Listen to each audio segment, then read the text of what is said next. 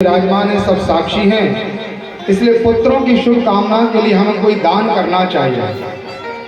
बहुत सावधानी से सुनना। श्री दशरथ जी महाराज ने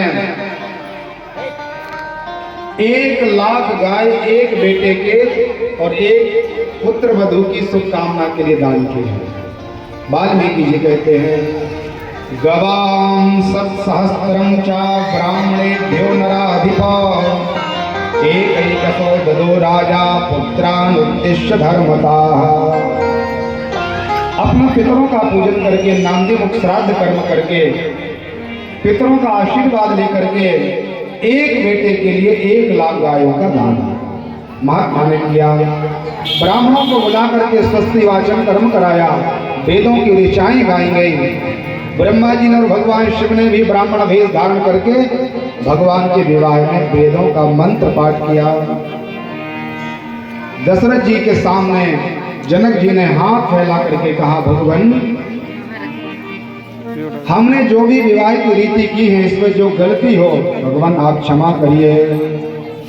तो दशरथ जी क्या कहते हैं, प्रतिग्रहो दात वसास्तुतैनो मे तन्मया तस्य पुराथ राजन् यथा वक्षसि धर्मज्ञ राज करिष्यामि तेव मनोमजय। प्रतिग्रहो कहा, जनक जी आप हमसे बड़े हैं, हम राम जी के पिताजी तो हैं, लेकिन मेरा आज प्रभाव आपसे कम है। क्यों? क्योंकि देने वाले का हाथ ऊपर होता है और लेने वाले का हाथ नीचे होता है। प्रतिग्रहो, मैंने प्रतिग्रहण स्वीकार किया है, मैंने दान लिया है और आपने दान दिया है। देने वाला बड़ा होता है। आप बड़े भाग्यशाली हैं महाराज। भगवान को कोई कुछ नहीं दे सकता, लेकिन आज परमात्मा को भी आपने जानकी जी से मिलाया है, इसलिए आप बड़े भाग्यशाली हैं। ऐसा मधुर और विनय युक्त वचन सुन करके महात्मा चक्रवर्ती दशरथ जी की विनयशीलता को देख करके जनक जी ने उनके चरणों में प्रणाम किया। धोए जनक अवधपति चरना, शील स्नेह जाय नहीं वरना। चक्रवर्ती जी को सिंहासन पर बिठाल करके और उनके पांव को धोया है। पैर धो करके समधी जी के पैर पखाड़ कर जनक जी ने उनका आचमन किया और कहा, प्रभु आप लोग बड़े धर्मात्मा हैं, आपकी पत्नी को हम प्रणाम करते हैं, कौशल्या जी को, जिन्होंने कुक्षी में 9 महीना पर्यंत परमात्मा को धारण किया है। पूजन किया महाराज उनका और कहा, विवाह संपन्न हो गया, हम सबको भोजन करना चाहिए, आप लोग पधारिए, बड़ी सुंदर व्यवस्था है, भोजन के लिए चले। दशरथ जी ने अपने बेटों को आदेश दिया कि चलो भोजन करें। सब इकट्ठे हुए और पंच कवल कर जेवन लागे, गारी गान सुनी अति अनुरागे। भोजन करते समय क्या है, गांव आदि की परंपरा, पुरानी परंपरा है। तुलसीदास जी ने कितने पहले लिख दिया है कि जब भगवान भोजन करने लगे तो नगर की नारियां प्रेम में प्रफुल्लित होकर के भगवान को प्रेम की गालियां देने लगी, गीत होने लग गए। भगवान सुनकर के मुस्कुरा जाते हैं। दशरथ जी भी खूब प्रसन्न हो रहे और गीत सुनते चले जा रहे हैं, भोजन भगवान पाते जा रहे हैं। 4 भांति भोजन विधि गाई, एक एक विधि वर्णी न जाई। ऐसे सुंदर भोजन बनाए कि तुलसीदास जी कह रहे हैं कि उन भोजन का और व्यंजनों का, पकवानों का वर्णन किया जाए तो यह असंभव है। सबको सुंदर सुंदर भोजन करा के निवास प्रदान किया गया। आजकल क्या होता है, विवाह करके दूल्हा दुल्हन को लेकर के चला जाता है, लेकिन शिव जी के विवाह में सुन करके आए अपने, और आज राम जी के विवाह में भी वही प्रसंग है। विवाह के 2 दिन तक भगवान वहां पर रुके हैं। भोले बाबा भी रुके अपने ससुराल में और भगवान राम जी सरकार भी विवाह करने के बाद 2 दिन तक वहां पर निवास किया। सभी नगर नारी विचार करते हैं कि आज इनका संबंध हमारी जानकी जी से सुदृढ़ हो गया, अब हर समय हमें इनका दर्शन होता रहेगा, क्योंकि ये ससुराल आएंगे जाएंगे तो हम लोग दर्शन करते रहेंगे। महात्मा चक्रवर्ती जी ने कहा कि अब अपना संपूर्ण प्रकार के विवाह की विधि का सांगोपांग हो गया, अब हमें चलना चाहिए। अवधनाथ चाहत चलन भीतर करहु जनाव, भय प्रेम बस सचिव सुनी विप्र सभा सदरा। महाराज चक्रवर्ती जी ने जनक जी के यहाँ समाचार भिजवाया कि भगवान अब हम अपनी दुल्हनों को लेकर के घर जाना चाहते हैं। जनक जी ने जब ये समाचार सुना कि विदाई होने वाली है तो महाराज बड़ा भारी उनको शोक प्रकट हो गया।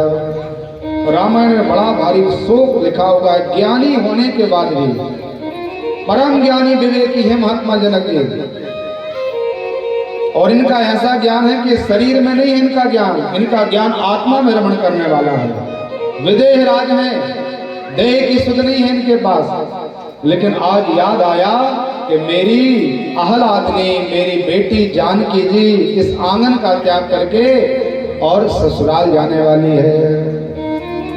कन्या के वियोग में जनक जी रोने लगे। खूब समझाया सतानंद जी ने, वशिष्ठ जी ने, उनके परिकरों ने ज्ञान दिया कि महाराज आप दुनिया को ज्ञान देते हो और आज हम लोग आपको समझा रहे हैं। तुलसीदास जी कहते हैं पिता के लिए सबसे बड़ा दुख का कारण होता है उसके घर से उसकी बिटिया का जाना। बड़े बड़े दुखों को पिता सहन कर लेता है, लेकिन जब उसकी बेटी विदा होकर के अपने घर से जाती है तब उस दृश्य को वो सहन नहीं कर सकता। महाराज मूर्छित हो गए जनक जी। रानियां इकट्ठी हुई और उन्होंने कहा भगवान ऐसा मत करिए, आप इतने विकल होंगे तो हम लोग कैसे रह पाएंगे। जानकी जी को एक सुंदर डोली में बिठाला गया, पर्दा डाल दिए गए कि देख न पाए। लौट लौट करके जानकी जी देख रही हैं और जनक जी भी बार बार अपनी सीता जी को याद कर रहे हैं। बेटा बेटी यदि खूब शील संपन्न हो, खूब आज्ञाकारी हो तो उसके विछोह में उतना ही ज्यादा दुख होता है। उल्टा सीधा यदि कोई हो तो जाने में लगता है ठीक है चले गए कम से कम यहाँ से, लेकिन जो खूब आज्ञाकारी संतान होती है उसके वियोग में, उसके विछोह में बड़ा कष्ट होता है। भगवान वशिष्ठ जी ने जनक जी को दिव्य ज्ञान प्रदान किया। दिवस है प्रेम विवश नर नारी सब सखिन सहित निवास, मानव कीन विदेहपुर करुणा विरह निवास। मानो यहाँ पर दुख का समुद्र टूट पड़ा हो जनकपुर में, ऐसी उपमा तुलसीदास जी लिख रहे हैं। उस विछोह के समय में कोई एक दूसरों के आंखों से आंखें डाल करके नहीं देखता। बात भी करना है तो आंखें नीचे हैं और फिर बातचीत करते हैं। श्री चक्रवर्ती राजा ने विचार किया कि ऐसे समय को बहुत लंबा नहीं करना चाहिए, जल्दी चलना चाहिए। अपने राज समाज को तैयार किया महाराज जी ने। चारों बेटे तैयार हुए और पृथक पृथक अलग अलग दिव्य पवित्र रथों पर बैठ करके भगवान की बारात अयोध्यापुर के लिए तैयार हुए। अयोध्या में पता चला कि भगवान दूल्हा बन के आ रहे हैं तो माताओं ने बड़ी सुंदर सेवा कर रखी है वहां पर। राम जी के बारात में कोई स्त्री नहीं गई यहाँ पर। यदि चाहती तो कौशल्या और जानकी जी के विवाह के दर्शन के लिए कौशल्या कहकर सुमित्रा आदि जा सकती थी, लेकिन केवल पुरुष गए। हमारी परंपरा में भी पहले केवल पुरुष जाते थे, अब माताएं नाचने गाने के लिए जाने लग गई हैं। ये बड़ी ही निंदनीय और अशोभनीय प्रथा है। पहले क्या होता था, पैसे दे करके नाचने गाने वालों को बुलाया जाता था, और आजकल हम स्वयं सुंदर तैयार होकर के वहां पर नृत्य करते हैं। घर की मर्यादा का परित्याग करके हमारी कुल, हमारी वेद, हमारी पूर्वजों की पवित्र कीर्ति को कलंकित करने के लिए हम ये कार्य करते हैं। ये सर्वथा निंदनीय है, हंसने की बात नहीं है। ये कितनी शोभा थी हमारे पवित्र परंपरा में। दूल्हा दुल्हन की कैसी मर्यादाएं होनी चाहिए, पुराण उठा करके देख लो आप लोग। आजकल क्या होता है, बोले महाराज प्री मैरिज की शूटिंग के लिए निकल पड़े हैं दोनों, शादी नहीं हुई अभी और दूल्हा दुल्हन पहले से चले गए हैं। और वही अपवित्र चित्र, अश्लील चित्र, जिनको देखना भी लज्जित होते हैं व्यक्ति, और वो बड़े शान में व्यक्ति बड़ी बड़ी LED और वो लगा करके सबको दिखाते हैं कि हम कितने अपवित्र हैं, हम कितने गिरे हुए हैं, हमारी बुद्धि कितनी अपवित्र है, हम स्वयं ये शो करते हैं। और नए नए प्रलोभनों के द्वारा व्यक्ति नए नए कार्य करते चले जा रहे हैं, हम उसको कभी भी हम टोकते नहीं है। सबसे बड़ी बात यह है, फैशन के नाम पर हम कितने पागल जैसे हो रहे हैं, ये हम विचार नहीं करते हैं। पहले तो ठीक था भाई, बारात वाले नाचते थे, आजकल दूल्हा दुल्हन नाचने लगे स्टेज पर। दुल्हन की क्या मर्यादा है, सीता जी को देख लो। और आजकल ससुर बाबा बैठे हैं, परदादा, पर ससुर, ससुर बाबा, कोई भी बैठा हो महाराज, दुल्हन को कोई संकोच नहीं है, और मंच पर जाकर के नृत्य करने लग जाते हैं, एक दूसरों के हाथ पकड़ करके क्या क्या नहीं करते, देखने में लज्जा आती है। ये मर्यादा सनातन धर्म की नहीं है। स्वयं को बहुत बड़ा मत मानिए इसमें, ऐसा कार्य करने वाला अनपढ़ है, ऐसा वेद कहते हैं। ऐसा नहीं करना चाहिए। जो कुल परंपरा है उसका अक्षर सा पालन हमारे जीवन में होना चाहिए। और नाचने नचाने वाली फिर वो दुल्हन और दूल्हा केवल 2 दिन के रहते हैं, बहुत सावधान रहना, लंबा समय नहीं चलता उनका, फिर वैसे ही नाच गा के चले जाते हैं फिर, क्योंकि तमाशा होगा, कोई विवाह थोड़ी होगा। तमाशा करके आप घर पहुंचे और तमाशा 2-3 दिन में ही पूरा हो गया।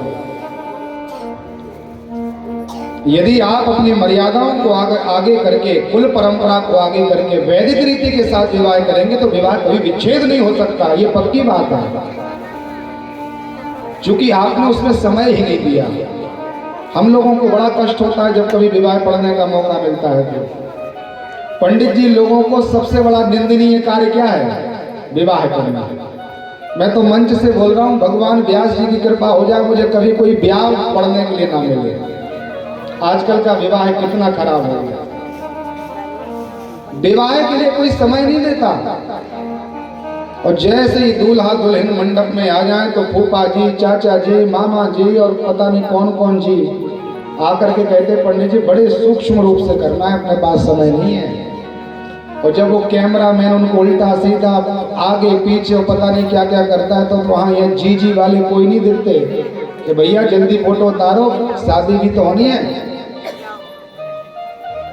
वैदिक रीति के लिए हमारे पास समय नहीं है, भगवान की पूजा के लिए हमारे पास समय नहीं है, अग्नि की साक्षी का जो भाव है वो हमारा नहीं है। हमें तो केवल महाराज आजकल तो उसका परिणाम भी हम लोग देख रहे हैं। जिनको तमाशा बनाना हो अपनी बेटी और बेटी का तो खूब ऐसा करते रहो, और जिनको अपना बेटा या बेटी को दुल्हन या दूल्हा बनाना हो, पवित्र पति पत्नी के संबंध में जोड़ना हो तो उनको अपनी पूर्व परंपरा में लौटना चाहिए, जो हमारी वेद की परंपरा है, जो भगवान व्यास जी ने, श्री तुलसीदास जी महाराज ने पवित्र कीर्ति गाई है। कैसा सम्मान किया गया है यहाँ पर, क्या मर्यादा है महाराज। जानकी जी के स्वागत के लिए कौशल्या, सुमित्रा, कैकेयी जी मानो अपनी आंखों को बिछा के बैठी हैं कि आने दो देवियों को, वो हमारी प्राणों से प्रिय हमारी बेटी हैं। सुंदर कलश तैयार किए गए, दूर्वा और दधी को आंगन आदि में बिछाया गया है, तोरण तैयार हैं, सब स्त्रियां मंगल गीत गा रही हैं। और उसी शोभा के बीच में भगवान का अयोध्या में आगमन हो गया। बोलिए अयोध्या नाथ की जय हो। राम दरस हित अति अनुरागी, परिछन सास सजन सब लागे। भगवान के दर्शन की लालसा भी थी, इतने विलंब से भगवान पधारे हैं। और पधारे तो सीधा दुल्हन को लेकर के आए भगवान, तो भगवान की सेवा पूजा की गई, आरती उतारी माताओं ने। और भगवान की आरती उतार करके जब सीता जी को देखा तो कौशल्या, सुमित्रा और कैकेयी अपने शरीर की सुध को भूल गए। प्रेम ये होता है, इतना प्रेम प्रदान किया है उन नववधुओं के लिए कि मानो ये इनके पेट से इनका जन्म हुआ हो, इनकी बेटी हो, आत्मजा हो। दिव्य स्वागत किया, गोदी में लिया। छोटी छोटी बेटियां 6 वर्ष की है मैया जानकी, और इनसे और छोटी छोटी है मांडवी, स्तुति कीर्ति और मिला दी। परीक्षण किया, मुंह दिखाई जो नेंग होता है वो पूरा हुआ। तो विचार करके क्या क्या दें, तो कैकेयी जी ने एक सुंदर कनक भवन का निर्माण कराया है। कैकेयी जी के चरित्र को हम अच्छे से नहीं जानते कि कैकेयी माता क्या है। हम तो केवल जो ऊपरी ऊपरी बातें हैं उसी को केवल समझ करके और कैकेयी जी के ऊपर अनेक प्रकार से कालक्षेप करते हैं, उंगली उठाते हैं। भगवती ने अपने ससुराल से इतना सोना मंगवाया कि उस सोना से ही एक भवन बनवा दिया जिसका नाम हो गया कनक भवन। आज भी भगवान कनक भवन में विराजते हैं। बोले कनक बिहारी जी सरकार की जय हो। और दुनिया में घूम फिर के आ जाना और अयोध्या जी में एक बार कनक बिहारी जी का दर्शन कर लेना। ऐसे सुंदर परमात्मा हैं। हर जगह राम जी सरकार खड़े दिखाई देंगे आपको, लेकिन कनक भवन में भगवान बैठे हुए हैं और चारों लाला हैं। जानकी जी विराजी हैं। वह दिव्य कनक भवन कैकेयी ने अपनी उन नव छोटी छोटी बधुओं के मुख में देखने के बाद वो तोहफा प्रदान किया। कनक भवन दरवाजे पड़े रहो, कनक भवन दरवाजे पड़े रहो, कनक भवन दरवाजे पड़े रहो, कनक भवन दरवाजे पड़े रहो। जहाँ सिया राम जी विराजे पड़े रहो, जहाँ सिया राम जी विराजे पड़े रहो। कनक भवन दरवाजे खड़े रहो, कनक भवन दरवाजे पड़े रहो, कनक भवन दरवाजे खड़े रहो, कनक भवन दरवाजे खड़े रहो। जहाँ सिया राम जी विराजे रहो, जहाँ सिया राम जी विराजे खड़े रहो। कनक भवन दरवाजे खड़े रहो, कनक भवन दरवाजे खड़े रहो। नक महन सोहे सिंहासन, भवन सोहे सिंहासन, अवधपति बैठे निज आसन, अवधपति बैठे निज आसन। सीता साजन साजे खड़े रहो, सीता साजन साजे खड़े रहो। भवन दरवाजे खड़े रहो, कनक भवन दरवाजे खड़े रहो। आवत जात संत जन दर्शन, आवत जात संत जन दर्शन, दर्शन करके सुजन मन हर्षत, दर्शन करके सुजन मन हर्षत। देखत कली मन काले पड़े रहो, देखत कले मले बारे बड़े रहो।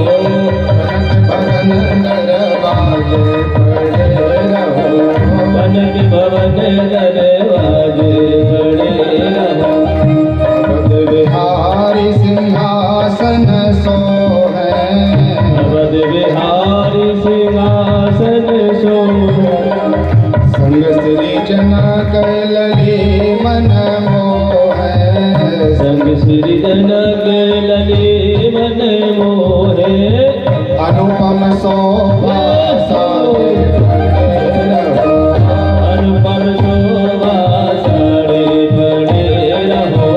जहाँ सिया राम जी विराजे पड़े रहो, जहाँ सिया राम जी विराजे पड़े रहो। कनक भवन दरवाजे खड़े रहो, कनक भवन दरवाजे खड़े रहो। कनक बिहारी जी सरकार सरकार की जय हो। कैकेयी जी ने दिव्य कनक भवन परमात्मा को विवाह के तोहफा के रूप में गिफ्ट किया। सुमित्रा जी ने विचार किया कि कैकेयी जी ने तो प्रदान कर दिया, मैं क्या दे दूं। बहुत सावधानी से सुनना। तो भगवती कैकेयी ने क्या किया, वह दिव्य भवन प्रदान करके अंतःपुर में जाकर के भगवान की दिव्य अन्न तैयारी करने लगी। तो सुमित्रा जी को लगा कि मैं क्या प्रदान कर दूं। तो भगवती ने विचार किया, मेरे पास बहुत कोई देने की सामग्री नहीं, इसलिए सुमित्रा जी के दो बेटे हैं, बहुत सावधानी से सुनना। श्री लक्ष्मण जी को पकड़ा और राम जी के चरणों में डाल दिया और कहा, भगवान आपके विवाह का तोहफा ये है कि मैं अपना सुवन, मैं अपना पुत्र लक्ष्मण आपके चरणों में उनको समर्पित करती हो। लखन लाल ले दिए। अब विचार के भरत जी का भी विवाह हुआ है, तो दूसरा बेटा शत्रुघ्न है इनका, महात्मा शत्रुघ्न को लिया, धर्मात्मा शत्रुघ्न, और उनको भरत जी के चरणों में लिटा दिया। क्या ये तोहफा स्वीकार कीजिए, मैं अपने बेटे ही इनको प्रदान करते हैं। अब कौशल्या को लगा, मैं क्या दे दूं, इन दोनों ने तो अपना अपना भाव दे दिया।